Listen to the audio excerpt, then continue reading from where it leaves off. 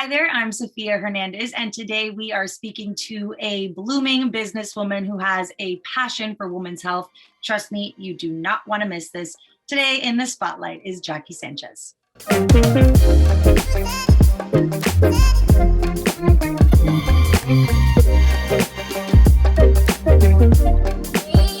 you tell people a little bit about yourself, where you're at, what you're doing, kind of where your life is at right now? Yeah, so I'm a first-year law student at the University of Miami, and I also own a business with my best friend called Alli, which essentially we make modern upgraded vending solutions for feminine care products so that women can access them when they need them, where they need them most, which we think is the public restroom. So I'm a law student by day and entrepreneur by any other time of the day. Like whenever I'm not doing law stuff, I'm working on the business. So that's a little bit about like my present situation. Before that, I went to UM undergrad also. I studied public relations there, and I took a year off between undergrad and law school because one, law school was like a very last minute decision for me. I wasn't sure what I wanted to do. I switched my major like 3 times, and I just felt like I needed some time. I needed to gain perspective. And I also had a great opportunity to work for a congressional office. So if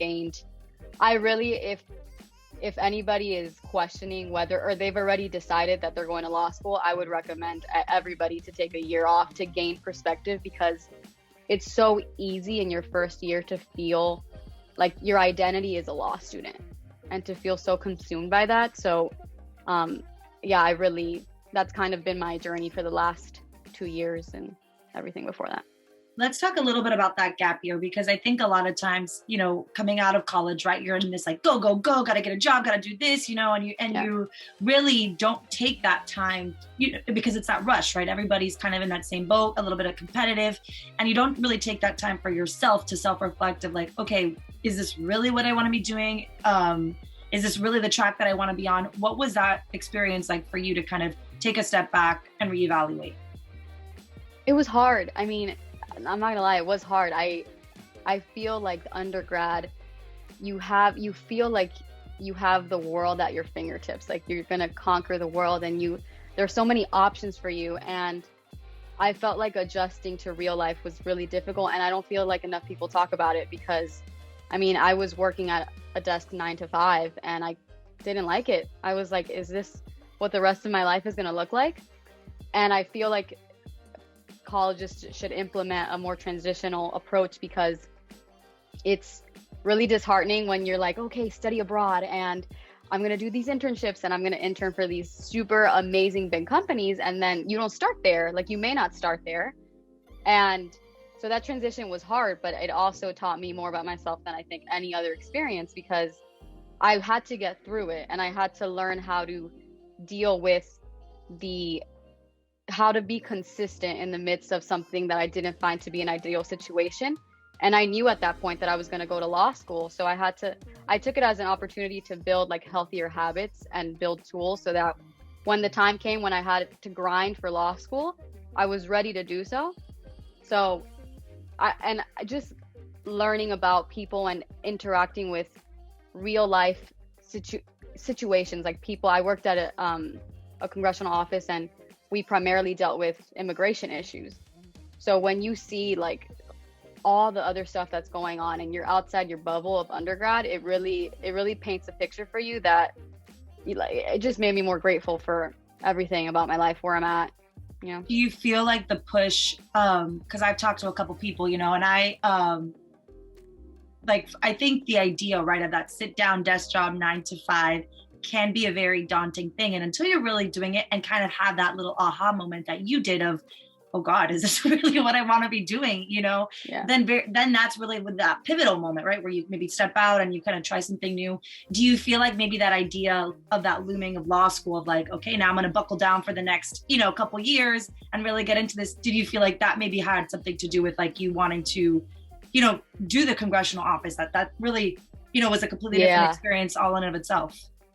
Yeah, it was weird because I studied public relations, and once I realized that through internships that wasn't something I necessarily wanted to pursue, I law school was always in the back of my mind. Like my mom had always told me, you have to be a lawyer, you're so argumentative. And I feel like every parent tells their kid that, but my mom would always tell me that. And I do enjoy writing. I like to read. So it was just, I feel like I'm built to be good at it. So when I made the decision to transition, I actually got the opportunity before I was working at the congressional office, I was actually a PR intern, and it was in the world of politics. So I felt like it was a good transition from PR to a more like area of the law. And so I was also, after the internship, I was presented with the opportunity to actually work on a official level. And I felt like, okay, this is the perfect opportunity for me before law school. I'm going to gain some real world experience. And I just needed the break. So once I started law school, I was ready. I was refreshed. I felt like I was excited about it. And I felt like law school was an opportunity. It was more of like a personal, I'm like addicted to challenges. Like I Same felt like here. yeah, like it's like to a point sometimes where I'm like, you need to chill. But I started law school and I was like, hey, this is my time. This is for me. This is like to prove to myself that I could work my ass off and get good grades and be like, because in undergrad I was always very ambitious, but I was also a little lazy. Like I wasn't that disciplined about like my academics. And law school, I was like, this is different. Like and I did. And I felt so proud about it after like my first semester. I felt so accomplished. Like I felt genuinely like, okay, you gave it all that you had. And I feel like everything from my undergrad till right now, has given me so much perspective, and just, I've learned so much about myself. So.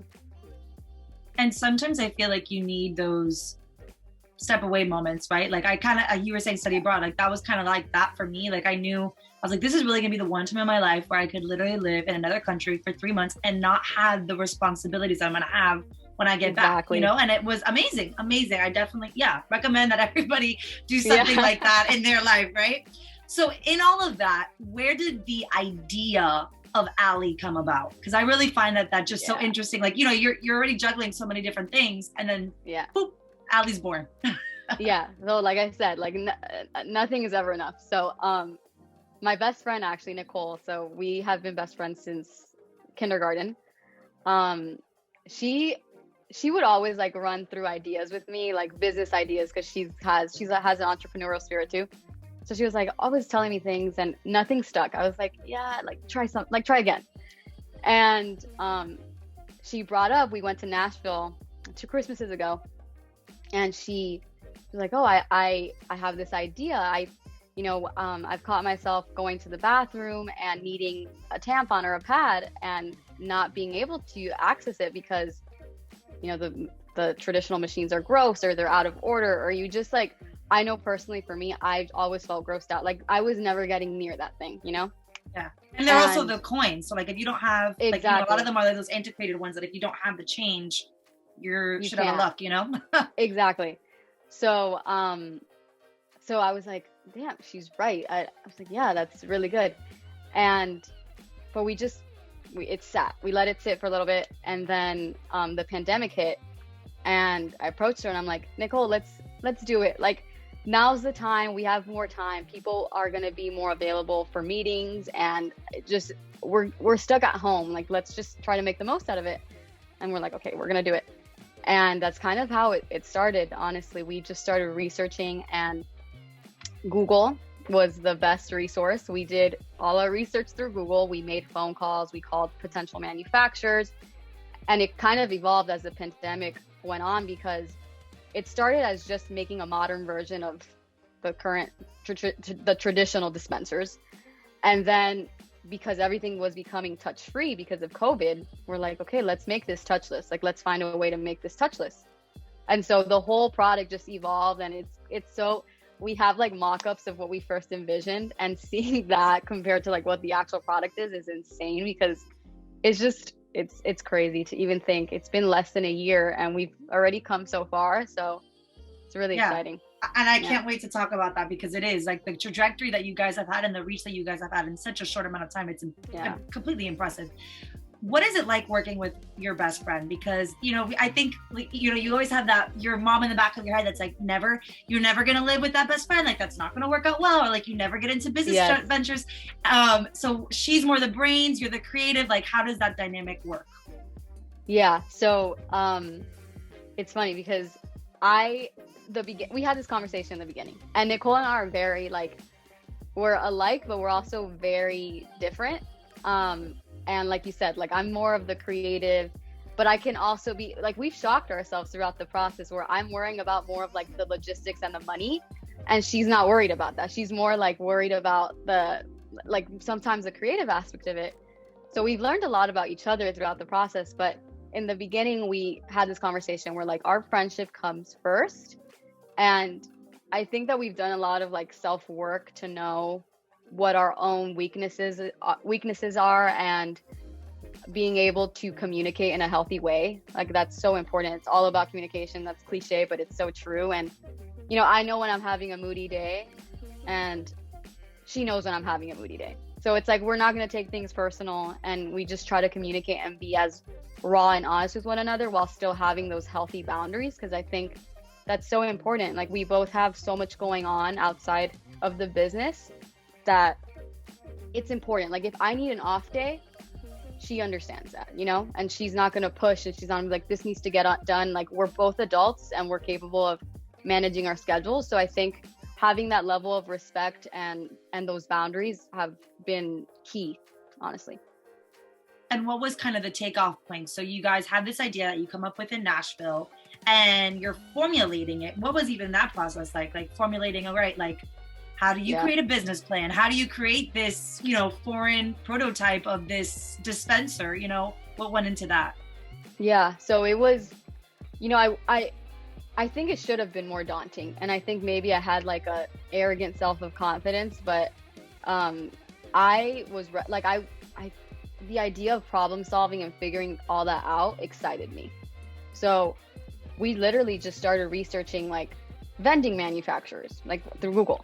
And through that, we were able to we made calls and we're like, okay, no, that person's not the right fit. Or we just did it. We just started. We didn't let ourselves think about it too much, not that much brainstorming. We're like, okay, we just need to find out more about the industry, and we're not going to know everything day one. Like we're going to learn as we go. And I think that mentality really kept us going, because I think it's very natural to feel like everything you have to do is daunting and overwhelming. Like, oh my God, I have to do this, and we have to find the manufacturer, and then we have to actually get the machines made, and then we have to sell them. Like there are so many things to it. When we broke it down, it made it so much more manageable. So that the process, and you explaining it to me, like that's what it like. I'm like, yeah, I'm like getting nervous for you, because I'm like, oh my God, I wouldn't even know where to start. Like quite honestly, I really wouldn't, you know. But it's true that in the baby steps, right? Like you start first with just looking at, okay, vending machines. Let's start there, you know. Yes, honestly. And I think it helps so much having someone doing it with me, like my best friend, because there were days where I was filled with doubt, and she would be like, she would have that motivation that I needed to be like, okay, this is why we're doing this. Or there were days where she was like scared. Is this, you know, we're investing a lot of time and money into this. Is this something that, you know, can we actually do this? And I'd be like, yeah, like, Nicole, what are you talking about? Like, this is happening. This is, you know, so that was a huge factor too. I think that having that companion is really helpful. And as far as when it kind of took off, so we're formulating this plan, you guys are doing your research. When did that kind of click moment happen where you either found that person to manufacture the product, or how did that happen as far as like to allow Alli to kick off?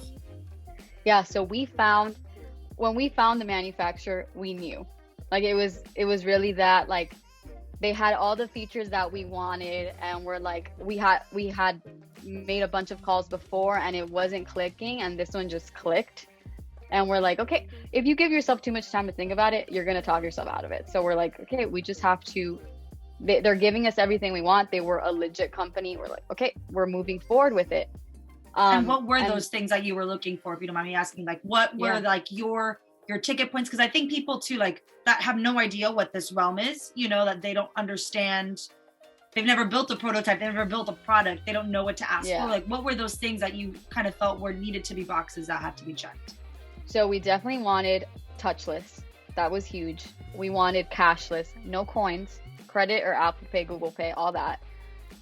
We wanted it to be reliable. We wanted to have options for women, like actual quality options. So we carry only organic tampons and pads. And we also carry some other essential things like masks right now. And we're going to start carrying diapers. And like, we really wanted it to be accessible for women. Like, that was the most essential thing. And with that came the touchless component, the cashless component, and the reliability component. And then from there, so where you meet with this manufacturer, it clicks. What happens after that? What happens? Ooh, that's the fun part. So it's really where Alli just takes off and goes running full steam ahead. Yeah, you're like, okay, this is happening. Like, we can't walk back now. How many? And also too, how many? Because I mean, if anybody has seen these dispensers, you probably have, and you probably don't even know that you've seen them, really, if you live in Miami. But I mean, they're huge. So like, how many did you order? Like, how did that even work? Like, were you like, we just want one, try it out? Like, okay, so this is strategy. We started with 5 because we're like, okay, that's a reasonable amount. We're not going to order 100. We don't have 100 potential customers. Like, let's chill. But we wanted more than a prototype so that we could start selling, you know, because it did take some time to get them made and shipped. So we ordered 5 and we're like, we're going to keep 1 to do the selling. Like, if we have to take it to certain places, we have that 1, and then we have the other 4. And once they finished the design aspect, we were in constant like communication with the manufacturer. Once they finished and they shipped it over, I went with my boyfriend to pick up the machine. And I remember seeing it for the first time and I was like, oh, holy shit. Like, this is legit. Like, this is real. And my best friend was in Atlanta at the time. So she only, like, I sent her pictures and she got emotional and stuff. So oh my gosh. After that is when the real party started. That's when we had to start selling. And that is a whole journey in and of itself. And the feedback has been like unexpectedly, like, almost feels too good to be true sometimes. Like, I feel that people really realize that this is an upgrade that's needed and they're just ready to get on board. Like, that's the sense that I get, which is really, really comforting, honestly. And so if someone's looking for an Alli dispenser, where are they located right now? Because I know in Miami, they're in various locations now, and it's crazy. Like, I remember the first post of the first Alli dispenser, like in public, and it literally, I'm like, oh my God, now they're all over. You know, like, I can't wait to go back to Miami and see all of them all over the place. It's so incredible. Yeah, well, right now, so we have a bunch of cool partnerships on the way that we haven't announced yet. But right now we're in Dolphin Mall, we're in Miami International Mall, and we're launching in Dadeland on Monday. So March 22nd. Is that the right day? To be able to, because I know you were speaking to that, you know, it's really, I think, for the female that is in there, and everyone's had that moment once in their life, at least, that they've either desperately needed a tampon, or they desperately needed a panty liner, or they needed a diaper, and they were like, where the poop am I gonna go get it, you know? And there's literally nowhere in sight to go get it. And to have that accessibility, like, to you, what does that mean? That you really are, you know, addressing a great need. That's not just, I mean, that's for women everywhere, no matter where you live, no matter where you are, that's a need that everybody has. It's so surreal. Like, it's crazy. It's so cool. Cause I mean, we had, in theory, we did a survey before we ordered the machines to gauge like what we knew it was a need, but we wanted to confirm it.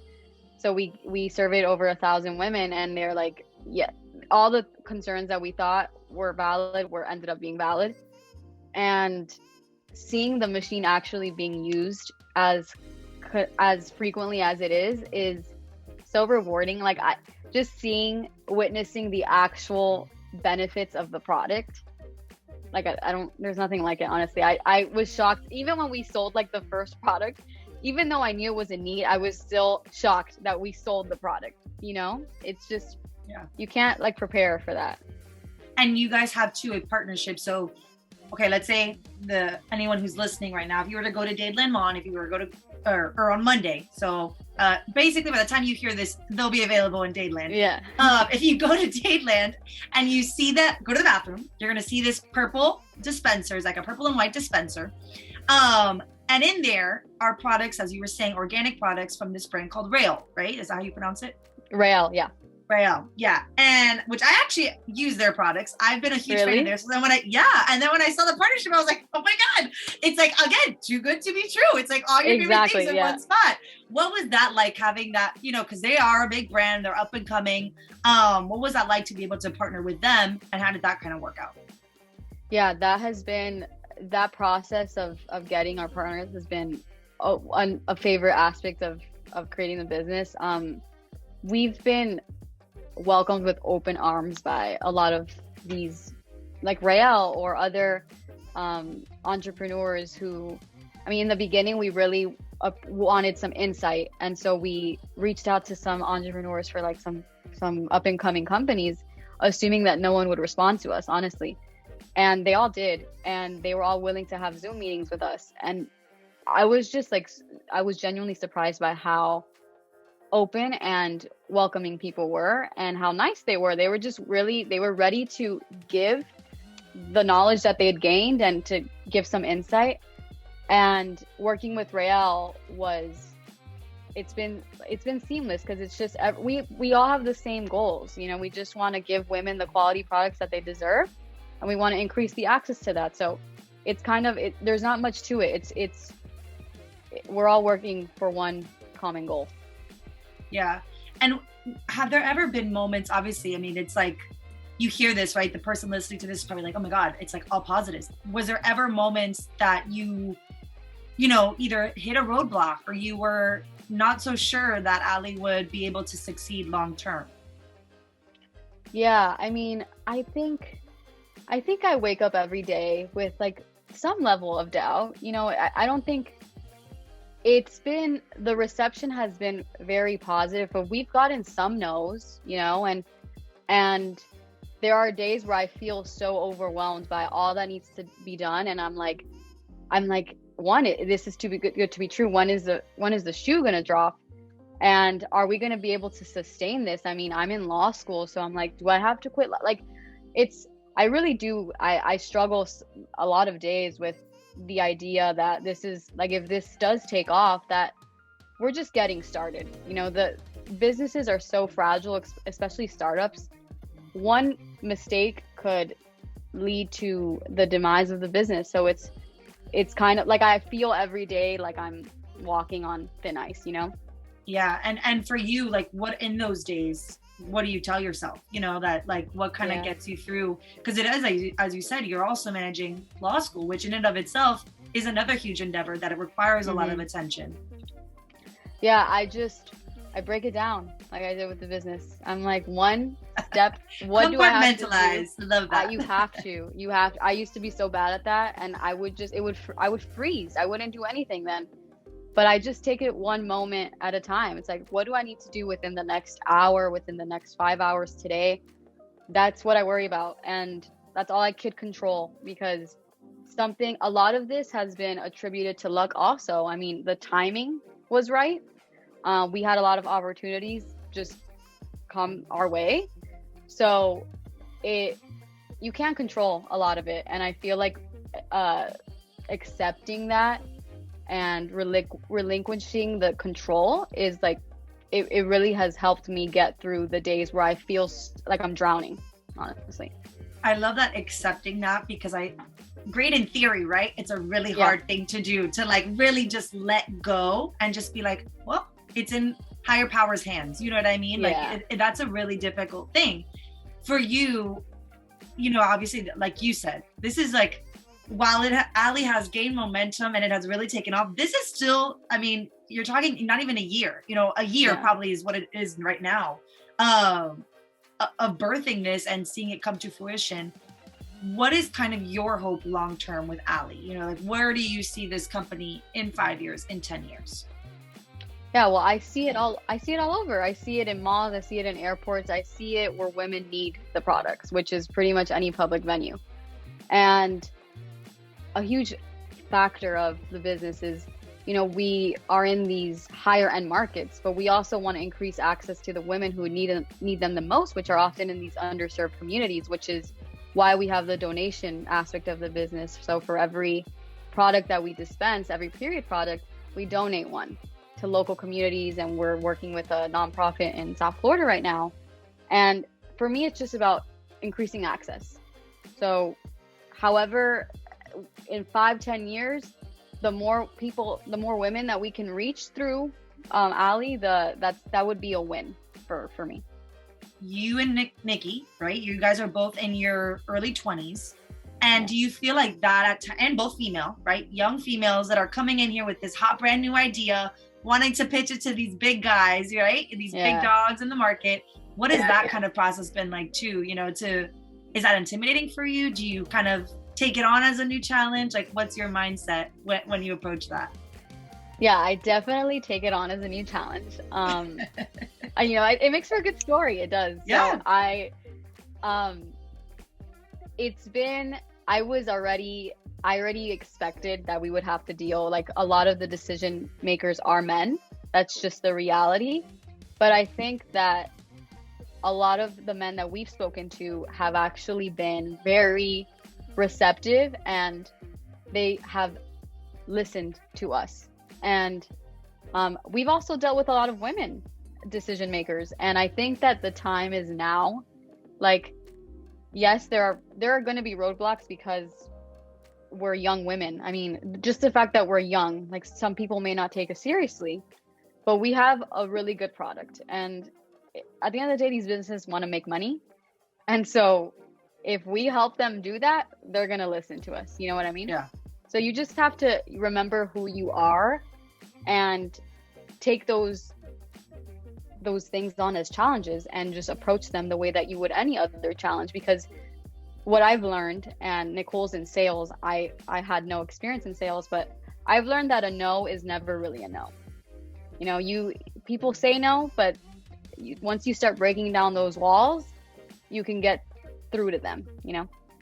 Yeah. My dad owns his own business, and he'll always say, a no isn't a no is just not right now. You know, it doesn't mean that you can't recircle. It doesn't mean that you can't keep that person in a little book in your back pocket to get back to later, when maybe, as you said, when it's the right time for them, because it is a lot of the time about timing, you know. For you, in your life, speaking of timing, that you are juggling all these different things and you're kind of maneuvering all these different avenues while also wanting Alli to succeed and to grow. For you, what is kind of the biggest thing that you've learned throughout this 2-year journey of all these highs and lows? The more that I've learned about myself, I think it's so important to check in with yourself. Like, I've been going to therapy since I was in high school because I started dealing with really bad anxiety, panic attacks, and just that journey alone, like how far I've come there. When you check in with yourself and you really make it a point to learn what makes you tick and what makes you uncomfortable, and when you need to work out, when you need to start eating healthier, or, you know, the days where I feel like I'm extremely overwhelmed, I have a lot on my plate, I won't have coffee because I know that coffee makes me jittery and anxious. So it's like really taking the time to learn who you are and checking in with yourself. And then, like I said, breaking everything down. Like, don't have this crazy long to-do list. Break things down so that it becomes manageable for you and things just become easier and you enjoy your life. Life becomes much more pleasant and you're just a more present and enjoyable person to be around. For sure. You know? For sure. I always joke that with COVID, my anxiety levels definitely, like, you know me, like I'm a very calm, cool, collected human being. Like, very, very rarely do things ever take me off. Do they ever, like, you know, rock my boat? But in COVID, my anxiety level just grew twofold. And I started doing journaling because I was like, I just need an outlet to, like, somebody to talk to, even though I'm not talking to anybody and I'm just putting a pen to paper, you know? So definitely that, I think for sure, just to be able to have a positive outlook on life and just like to be able to wake up not feeling like, I love this Brene Brown saying that she always says, you know, people wait, I know, I love her too, but you wake up and everyone's like, you know, like stressed about all the things you have to do in the day, right? And then you go to bed thinking, oh, I didn't have enough time in the day to do all that I completed, you know, and it's like, you're never happy. And it's just like taking those little moments for yourself to make sure that you're starting off on the right foot. I mean, I think goes a very long way. It's funny because during COVID, I mean, I have gained a lot of tools. Like I said, like I've been working on this for years. Like I had some issues and it is a lifelong journey. Don't worry. It is. So when COVID hit, I was surprisingly fine. Like I was like, oh, like I live in stress. I know how to tackle this. And don't get me wrong. Like the quarantine, being stuck at home was difficult, but I felt like for me, it's all about gaining new tools, because when you're always going to run into a roadblock, you have to be able to manage them, and you have to be able to tap into your toolbox and be like, okay, how can I get through this? And for me, like during this, when the year started, I mean, I made it a goal of mine to start ballet, because I did it when I was younger. What? Oh my God, yeah. Jacky, I love that. Yeah, wait. Where did you do this? I love that. Okay, shout out to JCS Ballet Academy. I started because can I tell you a little secret of mine is like, I used to dance when I was younger, and like I said, I've been saying this for like a while now, and I just honestly haven't had the balls to be like, let me show up to a dance class, but I've been wanting to do it. So kudos to you, my friend. Addicted to challenges. That was my New Year's resolution. I was like, because I didn't take it seriously as a kid, and I always regretted it. One, because they have the strongest, most amazing bodies, and I just felt like the amount, like the level of discipline you need to be a ballerina, like I admire them like nobody else. And I was just like, you know what, I'm doing this year. I need to get back into a grind for like just making my body healthy, and sometimes weight training doesn't do that for me. I just don't get excited about it. And that has been the best outlet for me. Like that hour and a half, nothing else matters. I'm present, I'm in the zone. It's like my meditation. So I highly recommend. I think you should just do it. Just like you started this podcast, you just have to do it. Just do it. Don't think about it too much. I love the fact that you did that, like honestly. But I will say I'm a firm believer in the workouts. Like at the beginning of COVID, I mean, I've always worked out. Like after, for those that don't know, I did dance for many, many years, and then I had back surgery. And then after that back surgery, I kind of was like, I don't want to do dance anymore, just because I knew it would be different. Like it wouldn't be what it once was. So then I started, but I still loved being active. So I would go to the gym, work out, whatever, tried all the different little knick-knack things, all the different gyms. At the beginning of COVID, I started this, one of like the workout people on Instagram named Sammy Clark, loved her. But I noticed it was kind of like that. Like after you do it for so long, then you kind of just get into like a rut, like you're doing it, but you're not really loving it. You know what I mean? And I now found a new girl who, it's funny, she does a lot more dance stuff. And it feels like that. Like, I'm like, I feel like I'm a kid again. Like, I feel like I'm enjoying it, you know? And it's something, there's something about the art of it. Like, I love that it tells a story. Like, you're telling a story with your body through dance. I really think that's so cool. And it's not just me lifting weights. Like, I'm connecting with my body. And I honestly 100% recommend. Oh my God. Next time I see you, we're going to have to take a dance class together. Yeah. Oh my God. Get our leotard. Listen, I'm all for it, right? Jacky, for people that are, you know, younger too, or even older, because really to start a business, there's no age limit on that. But they're scared to take that first step. You know, what is some advice that you have for them as far as, you know, just kind of doing it? Yeah. You know, I wish there was something more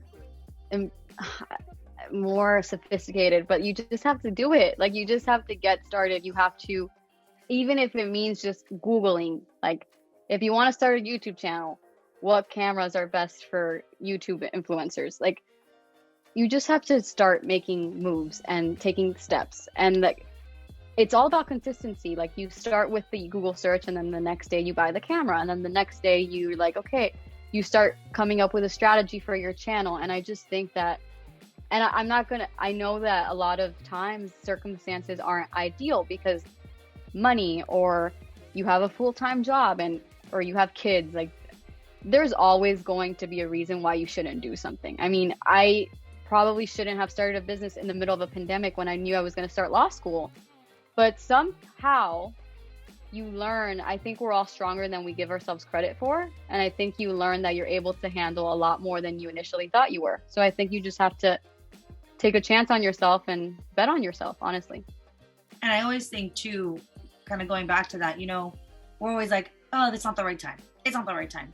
But it's never, ever going to be the right time, you know? And sometimes you do just have to just trust that you've been wanting it for so long. Trust that, you know, you believe in yourself and in your idea, and just go power to the wind. Life is so short. Life is too short for you to just be thinking about what you could have done. Like, I think you have to, you have a duty to pursue your passions. I really believe that. I don't think that you have to, your day job necessarily has to be your passion, but I think that you should be making it a priority to do things that make you passionate. And if that means starting a business, starting a podcast, doing a workout, then do it. Yeah. Jacky, I cannot thank you enough for spreading your wisdom, and we can't wait to see Alli just like all over the place, all across the US. Definitely be on the lookout for it. If you're ever in Miami and any of those big malls, you'll definitely see that big purple dispenser. And if you want to find Jacky or Alli as the social media links, I will have them linked down below. Don't forget, a new episode of The Spotlight airs every Thursday, so stay tuned for that. Jacky, thank you. Thank you.